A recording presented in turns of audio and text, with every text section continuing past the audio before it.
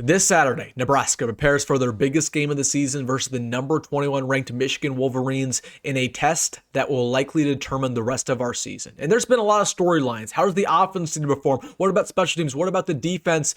All of that's overstated. There is one X factor in particular that absolutely nobody talks about that will determine not only whether or not Nebraska pulls off this massive upset, but it could determine whether or not we actually make the College 12 playoffs. So in today's video, I'm going to dive into what this X factor is, what we need to see on Saturday in order to win, who needs to step up in a big way, and everything else you need to know. So really quick, this is going to be a truthful video. Hit that like button. And also, if you're a diehard Nebraska fan and you're not subscribed, what are you waiting for daily content talking Huskers? It's no brainer. It takes 2 seconds. Hit that subscribe button. Thank you so much. But without further ado, let's get into it. There has been a lot of talk about Saturday, how big this is for Nebraska football to get above the hump, to finally get a ranked win for the first time since 2016, to have Dylan Raiola break out in a big way, to have this offense and Dane Holgorsen break out in a big way. But honestly, all of it is overstated. I've dived into the film recently. I've looked over the stats, and I've come up with one X factor in particular that single-handedly will determine the game for Nebraska. It's the defensive line. Not only in the run-stopping department, but through the turnovers, through the pass rush, and so much more. I mean, let's have an honest conversation. What do we need on Saturday? Who needs to step up? What do we need in order to win?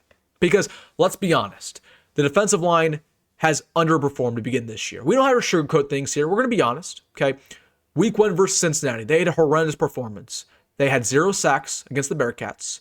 They averaged 7 yards a carry against our defensive line. And really, we just had no pressure to begin with. And our defensive line, they looked very small. They looked very weak. And they didn't look as athletic as what we were expecting.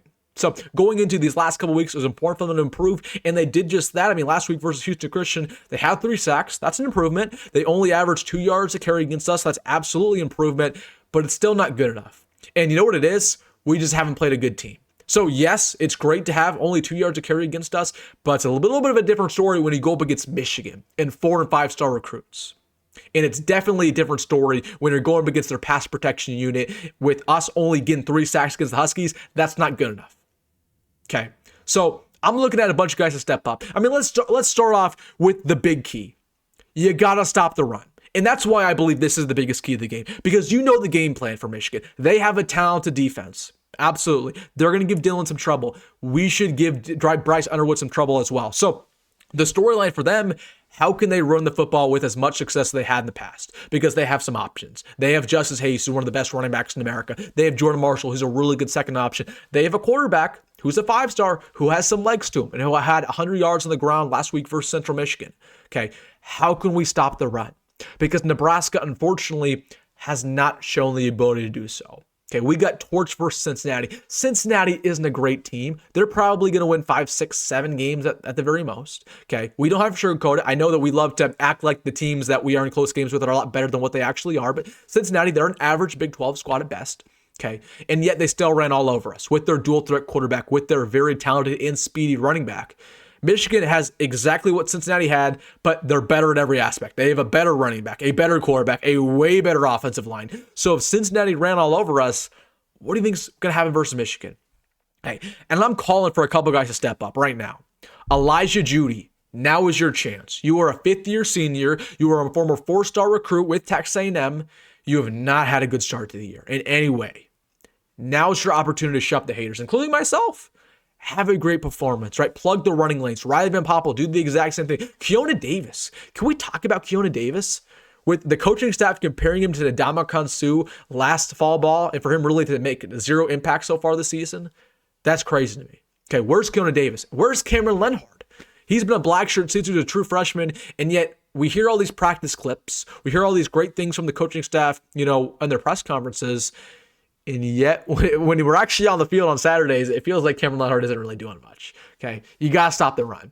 And I'm telling you right now, the reason why the defensive line is the biggest X factor, if you can't stop this run, like we've seen versus Michigan time and time again in 2023, 2022, and 2021, you will lose. There is a 0% chance of winning. If they can do whatever they want in the running game, you will lose. And it doesn't mean our secondary has to step up. It doesn't mean our linebackers have to step up. Our D-line has to step up in order to stop that. So that's number 1. But number 2, equally as important, Can we finally get Bryce Underwood or whoever quarterback is out there? It's going to be Bryce Underwood. Can we finally get them on the ground? Okay. We only had 3 sacks last week versus Houston Christian. Does anyone else think that's not really that acceptable? Okay. We played against an FCS offensive line. If you can't get pressure against them consistently, that's an issue. It's a completely different story against Michigan. So I'll be very honest. We talked about this in the preview video. Bryce Underwood struggled. He has. Okay, when you go back to his performance versus Oklahoma, he was 9 for 24. He was throwing a lot of balls in harm's way. He was struggling against the pressure. But the reason why he played bad is because Oklahoma consistently got to him and got him in the dirt and had him second guessing. It's going to be a different story on Saturday if he has all day in the pocket. Because no matter how good our secondary is, and it is great, if Bryce Underwood has all day, you know exactly what's going to happen. Okay, he's going to find somebody open on the hash marks. He's going to scramble out to the left and right hand side. Or if nobody's there, he's going to use his legs and take off. And we know versus Cincinnati, and we know with our previous history of the past decade, when we go up against dual threat quarterbacks, we struggle mightily. Okay, so this needs to be the game where Dasan McCullough breaks out. And I think Dasan, and again, I told you guys I'll be honest in the video, I think the Nebraska fan base might be a little bit too high on Dasan McCullough. Like, I've been hearing people say he's the best player on this defense. He's a game wrecker. Like, Dasan McCullough only has 1 sack on the year. He's had a couple pressures, don't get me wrong, but he has 1 sack. And there's a couple times where he got to the running back and he missed the tackle or they shed him. So Dasan McCullough, this got to be his breakout game because it's the last year of eligibility. He's super athletically gifted. We got to see it from him. We got to see Williams and Neri gets the quarterback consistently. I've been incredibly impressed with Williams. But once again, it's a different story when you go up against Michigan. Okay. So I'll tell you this right now. It's the same way if we don't stop the run, they can do whatever they want on offense. But if you can't get to the quarterback, they're going to eat you alive through the passing attack. I trust that Bryce Underwood is talented enough to do that. If we were going up against a bum quarterback who has no business starting, like some of the quarterbacks they had last year, it wouldn't matter whether or not we couldn't get a pass rush. We'd still probably be fine in the passing department. But with how talented he is, he will eat us alive if you can't get him on the ground. You got to have him feel us, okay? And if you can get him consistently in the dirt, he will throw some balls in harm's way. He will start to panic, and that's how you win. That's the success because he'll start throwing turnovers. He'll start throwing interceptions. He'll start being reckless. That's where him being 18 years old will really show out, okay? Only the pass rush can impact that. So I'm looking at the interior, but also the exterior. Again, Williams, Neri, Dasan McCullough, Willis McGahee, even like a Jordan Showa. Come on, let's see it. But it also falls on John Butler with the blitz concepts.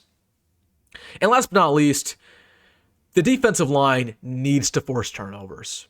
Okay, Nebraska has not been able to do this.